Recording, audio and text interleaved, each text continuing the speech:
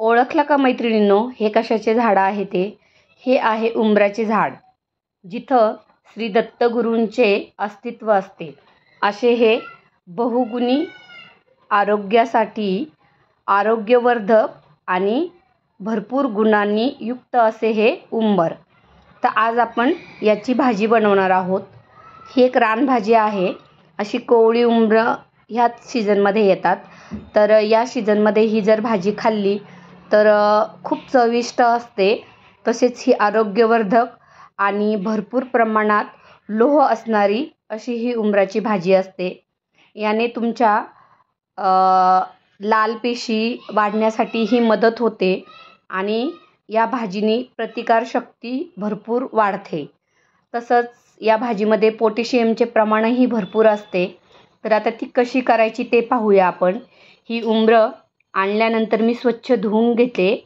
आता ती अशी गुच्छातून तोडून स्वच्छ धुवून तुम्ही ती चाकूने 4 भाग चिरून घेतले तरी चालेल किंवा असे ठेचून फोडले तरी चालेल. त्यानंतर आत मुंगी वगैरे आहे की पाहायचं आणि आपल्याला असं हे सगळे उंबरं करून घ्यायचे आहे. तर तुम्ही एका उंबराचा 2 भाग किंवा 4 भाग हे तुमच्या आवडीनुसार करू शकता. मी आता छोटे छोटे उंबरं घेतलेले आहे आणि असे खलबत्त्यामध्ये ते फोडून त्याचे 2 भाग असे करून घेतलेले आहे. तर सर्व उंबरांचे मी आता असे 2 भाग करून ते चेक करून घेतलेत. खूप छान अशी कोवळी उंबरं आहेत आणि ह्याची भाजी खूप अप्रतिम टेस्टी बनते. तर आता मी जवळजवळ 9-10 उंबरं चेक करून पाहिले तर आतमध्ये काही त्याच्यामध्ये घाण वगैरे निघत नाही किंवा मुंग्या वगैरे काही नाही. कारण जेव्हा उंबरं पिकतात तर त्याच्यामध्ये असे थोडेसे किरकुटे वगैरे निघतात. काही जणांना हे माहीत असेल त्यामुळे. पण ह्या कच्च्या उंबरामध्ये असं काहीही नाही आहे. त्यामुळे तुम्ही असे डायरेक्ट ते फोडून चेक करून घ्यायचे आहेत. तर अशा प्रकारे आपण पूर्ण उंबरं फोडून घेतली आणि ती आपल्याला छान पाण्यामध्ये उकळून घ्यायची आहे. याने काय होतं, त्या उंबरांचा तुरटपणाही निघून जातो आणि उंबरांचा जो चीक असतो तोही आपला निघून जातो. आणि जरा शिजून असे ते मऊसर करून घ्यायचे आहेत आपल्याला. तर 5-6 मिनटं असे चांगले फुल गॅसवरती आपल्याला ते उकळून घ्यायचे आहेत. तोपर्यंत आपण त्याचा मसाला तयार करून घेऊया. तर आज मी याची सुक्की भाजी दाखवत आहे. याची दोन्ही प्रकारे भाजी बनवली जाते. सुक्कीही भाजी बनवतात आणि आमटीसारखी ही भाजी बनवतात. तर आपण आज सुक्या भाजीचा प्रकार पाहतोय. यासाठी मी आलं, लसूण आणि कोथिंबिरीच्या देठांचं असं छान वाटण केलं आहे. ते वाटल्यानंतर थोडंसं आपण त्यावर ओलं खोबरंही घालून घेणार आहोत. तर आता माझं चांगलं हे टेचून होत आहे आणि यानंतर मी चाकूनी खोबऱ्याचे कापही करून घेते आणि तेही आपण छान असं बारीक वाटून घेणार आहोत. तर आता मी खोबऱ्याचे काप करते. तर तेही पाहूया. असे छोटे छोटे करून घेऊया आपण, म्हणजे मग आपल्याला टेचायला ते बरे पडतील.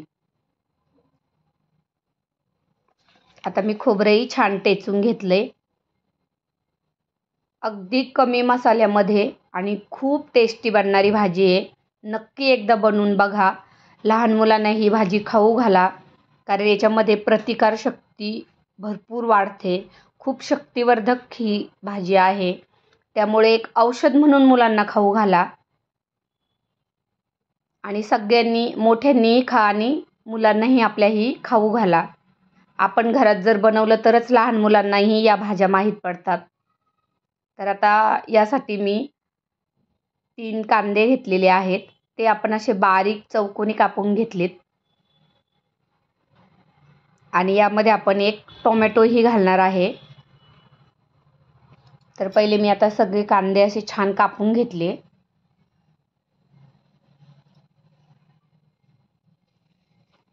कमी मसाल्यामध्ये आणि टेस्टी बनणारी अशी ही भाजी आहे. अशी गरम गरम बाजरीची भाकरी किंवा डाळ भाताबरोबर सोबत अशी तोंडी लावण्यासाठी खूप चविष्ट बनते. तर तुम्ही नक्की एकदा ट्राय करून पहा. तर तेल गरम करून पहिले आपण मोहरीची तडतडून अशी फोडणी दिलेली आहे आणि त्यावर आपण कांदा परतून घेऊया. तर कांदा आपल्याला छान असा लालसर करून घ्यायचा आहे आणि यावर आपण जे आलं लसूण टेचून घेतलेलं आहे आणि खोबरं ते आपण फोडणीला घालणार आहोत. तर पहिले आधी आपण टोमॅटो घालून घेऊया. मी टोमॅटो बारीक चिरून घेतले छान.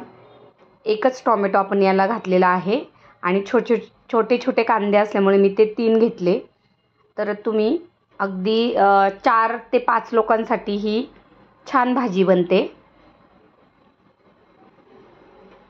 आता आपण आलं लसूणची पेस्ट घालून घेतली. ती छान परतून झाली की मग आपण टोमॅटोही घालून घेऊया.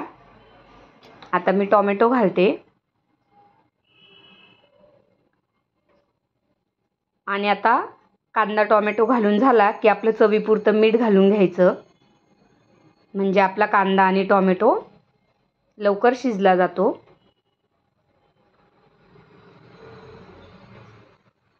आता माझं मीठही घालून झाले. ते व्यवस्थित हलवून घेऊया आणि थोड्या वेळ याच्यावरती झाकण ठेवून आपण शिजून देऊया. तर 1-2 मिनिटानंतर झाकण काढून कांदा टोमॅटो आपण चेक करूया आणि असं थोडंसं चमच्यानी टोमॅटो मॅश करण्याचा प्रयत्न करा.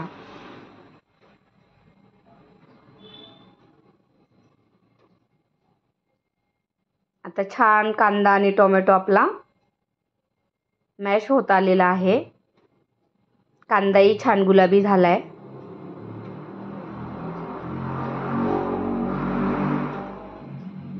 फोडणी देताना नेहमी ती व्यवस्थित दिली की भाजीला खूप छान चव येते. त्यामुळे फोडणीच्या वेळेस व्यवस्थित तिला परतून देण्याची गरज असते. ते कच्चं राहता कामा नये, नाहीतर भाजीची टेस्ट चांगली येत नाही. आता आपला कांदा टोमॅटो छान परतून झालाय. यावर आपण थोडेसे मसाले घालून घेऊया.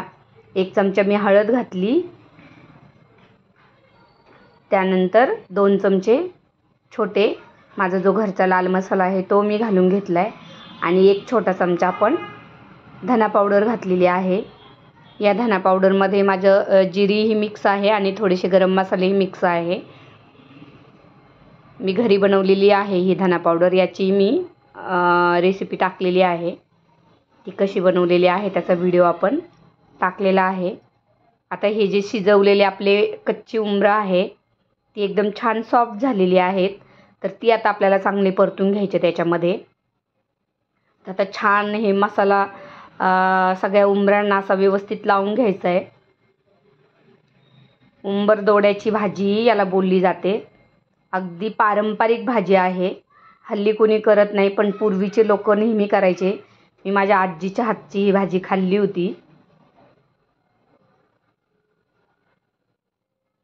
आणि आज ही खूप दिवसानंतर मी केली आणि खरंच ती खूप टेस्टी झाली. अगदी सगळ्यांनी आवडीने खाल्ली.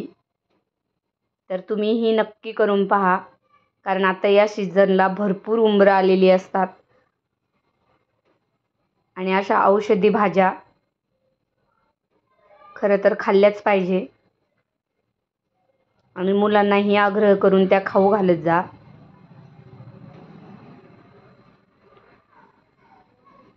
तर कसा वाटला हा व्हिडिओ मला कमेंट करून नक्की सांगा. तर अशी ही छान मी कच्च्या उंबराची आणि भरपूर गुणांनी युक्त असलेली ही भाजी केलेली आहे.